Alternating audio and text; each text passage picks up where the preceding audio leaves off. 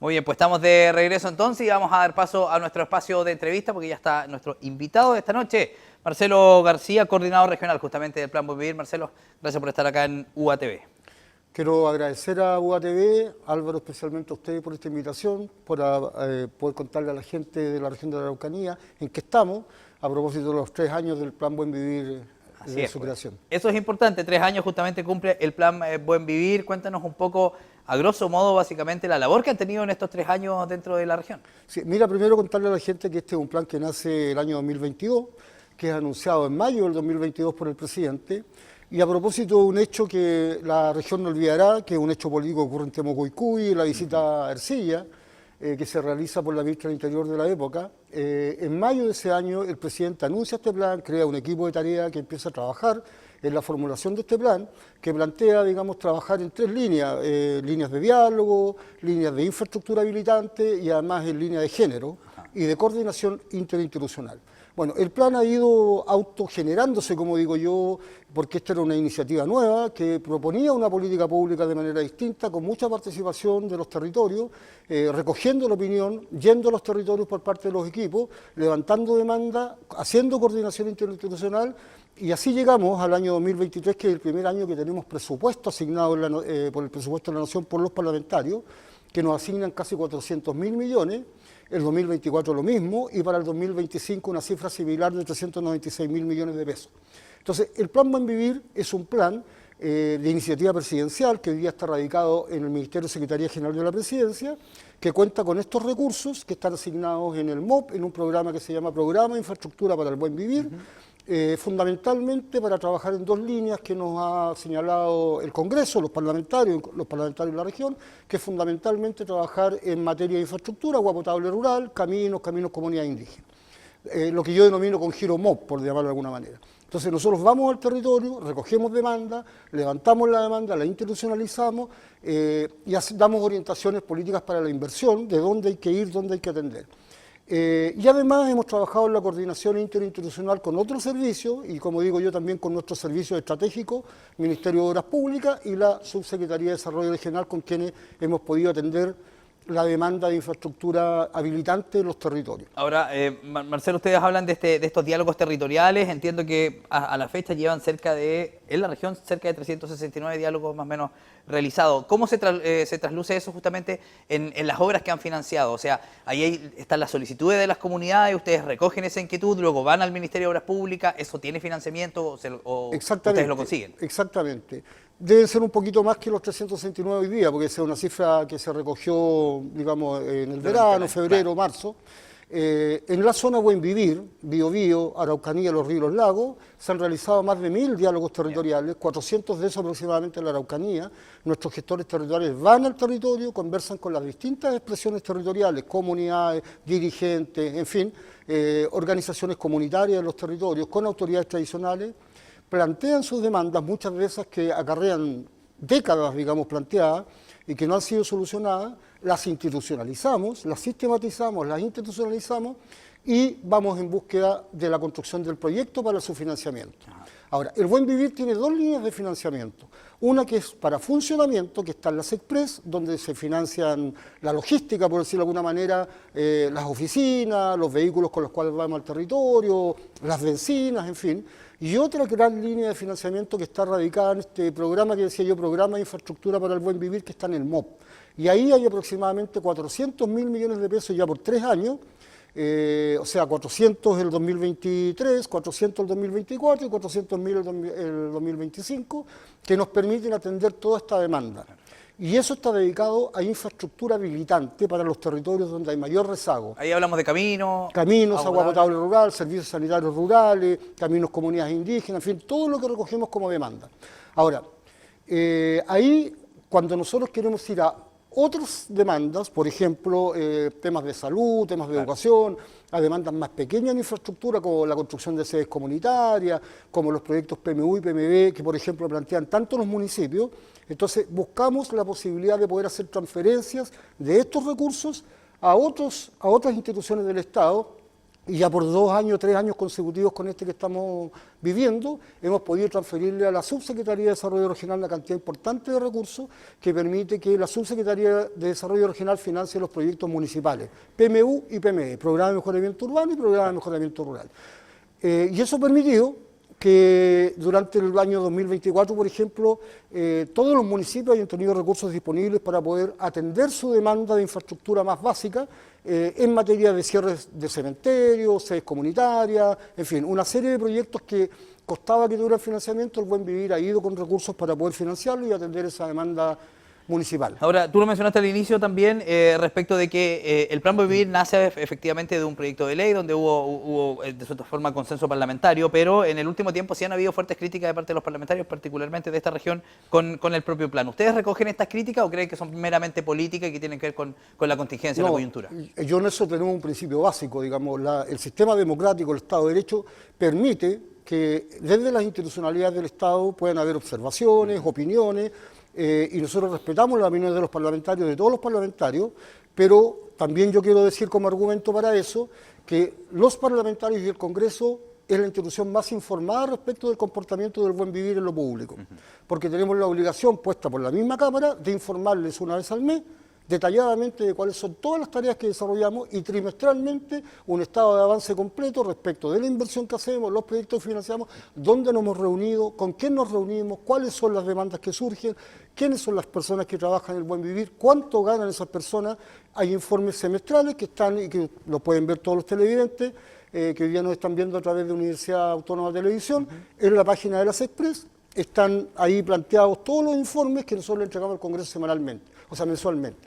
Por lo tanto, en estricto rigor, no debiera haber ningún parlamentario que desconociera la labor del Plan Buen Vivir. Y aquel que la desconozca, las puertas del Buen Vivir están abiertas para que puedan conocer el detalle de la tarea. Digamos. Ahora, nace el Plan Buen Vivir efectivamente desde una iniciativa del gobierno, pero en paralelo también nace esta comisión por la paz y el entendimiento que también tiene un trabajo. ¿Cómo convergen justamente ambas estrategias? Y te lo pregunto básicamente por estos diálogos que ustedes han realizado. ¿Ustedes pudieron entregar, por ejemplo, mucha desinformación a la comisión? ¿La comisión les consultó en algún momento, por ejemplo, tener un interlocutor intermedio? ¿Cómo funciona? Efectivamente, esto hace parte de una política más gruesa, digamos, que tiene 3 componentes grandes. Seguridad, que es un componente, digamos, que además todos conocemos la situación que hemos vivido en la Araucanía por décadas, desde prácticamente el año 97, cuando se queman los primeros camiones de Lumaco. Claro.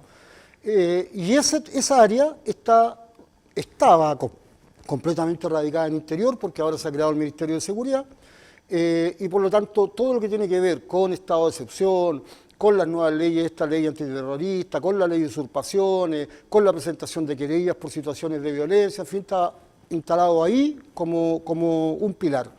El segundo pilar es la Comisión de Paz y Entendimiento, que fundamentalmente es diálogo político, conversación, un espacio, digamos, de construcción de propuestas que ya se entregó, digamos, hace algunos días al presidente, respecto de una serie de recomendaciones que hace esta comisión, que son 21, sí, para efectos de poder avanzar hacia una solución del conflicto a largo plazo. Y el tercer componente de esto es el Plan Buen Vivir, que atiende infraestructura habilitante, claro, diálogo en los territorios, coordinación interinstitucional y una política de género particular para las mujeres mapuche. Ajá.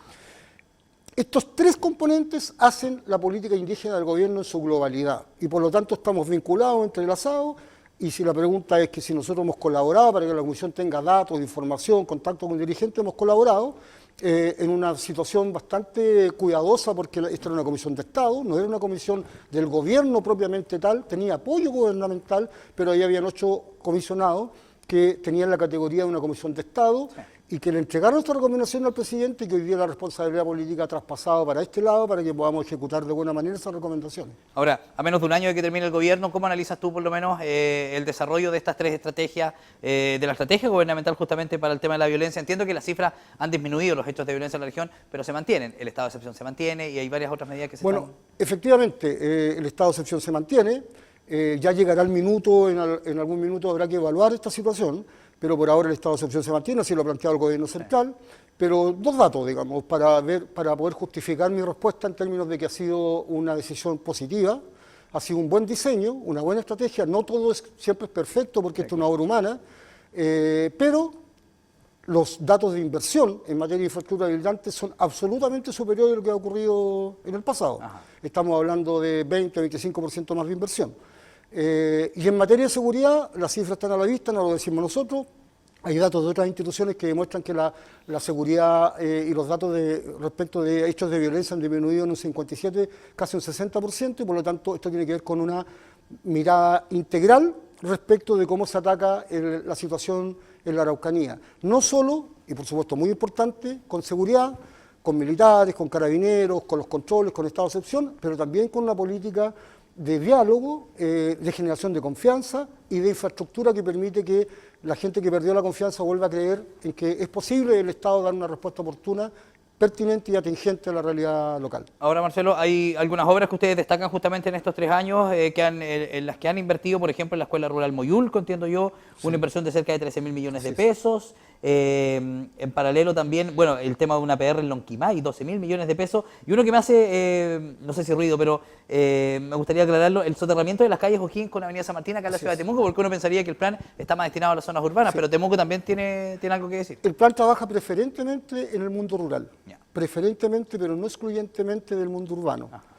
Y por lo tanto, cuando nosotros atendimos esa obra, era una obra que lo que significaba la modernidad, que la va a construir el Servio, y por lo tanto con el Servio, con la ex Seremi en algún minuto de vivienda, y con el actual lo hemos conversado, pero con el anterior lo conversamos, significaba ir con financiamiento para esta obra que contaba con RS, poder darle modernidad a la ciudad, y con eso instalar recursos en vivienda que permitieran construir esta obra para que vivienda pudiera despejar recursos para subsidios rurales y otros. O sea, esto tenía una lógica, y tiene una lógica, digamos, respecto a la inversión.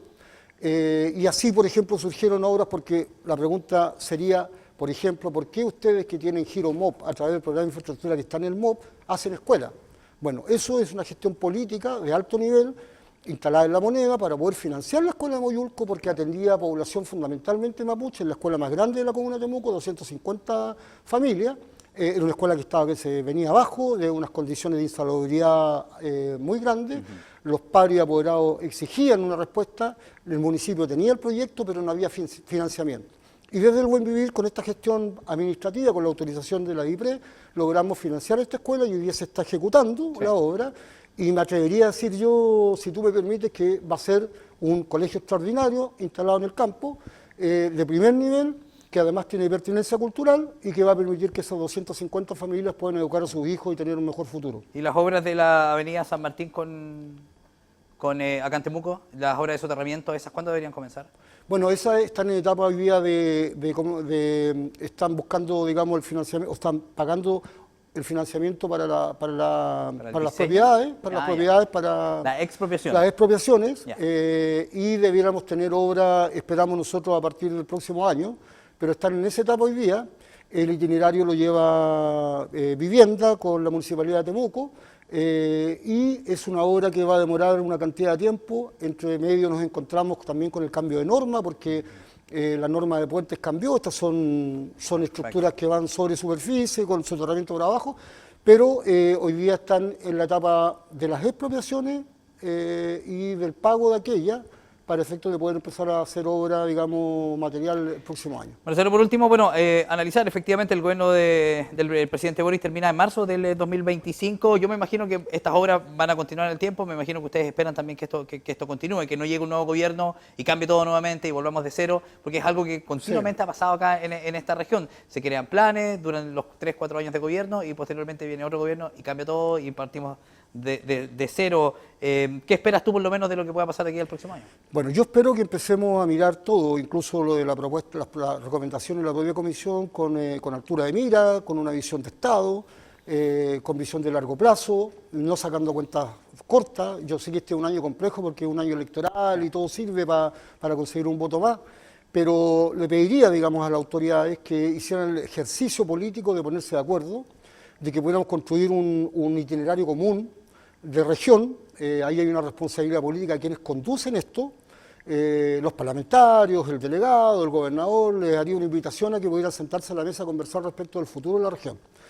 Eso en primer lugar, una manifestación de voluntad política de que eso ocurra real. En segundo lugar, nosotros pensando en esto ya se elaboró con demanda levantada por el Buen Vivir, que se le entregó al MOP y con la Dirección General de Obras Públicas en Santiago, una propuesta de mediano plazo para 10 años de inversión en infraestructura habilitante por 3 billones de dólares, me quiero equivocar en la cifra, 3 billones de pesos, que son casi 3.000 millones de dólares, de los cuales casi la mitad se invierte en la región de la Araucanía, cerca de 500 proyectos que hemos levantado, que hoy día están institucionalizados y que costarían eso, y por lo tanto, si hay decisión política, quien esté a cargo de esto, ya tiene un horizonte de años de inversión en infraestructura habilitante en el mundo rural. Ahora, ¿por qué esto? Por un dato muy simple, porque la gran mochila de rezago que tiene la región de la Araucanía está instalada fundamentalmente en el mundo rural. Ahí tenemos una cifra de pobreza multidimensional muy importante, que no permite justicia territorial y que por lo tanto es la gran deuda que tenemos todos los que nos dedicamos a la labor pública y a la política de atender adecuadamente ese mundo. Muy bien, pues Marcelo García, justamente coordinador del Plan Buen Vivir, muchas gracias por haber estado esta noche. Gracias por la invitación. Y nosotros seguimos con otras noticias. Fíjese que una compleja situación vive una madre de 76 años con su hijo que está postrado en Nehuentúe, esto en un sector de difícil acceso y que incluso las ambulancias han debido evitar para brindar ciertos casos, una atención de urgencia al paciente. Ponga atención.